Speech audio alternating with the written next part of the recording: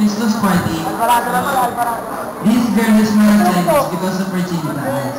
And member din siya ng volleyball team ng batch namin. And pagdating sa mga program dito sa school, naging active siya. And in that way, she can prove that she can be what she wants. And may-ari din siya ni Mr. Kevin Amber.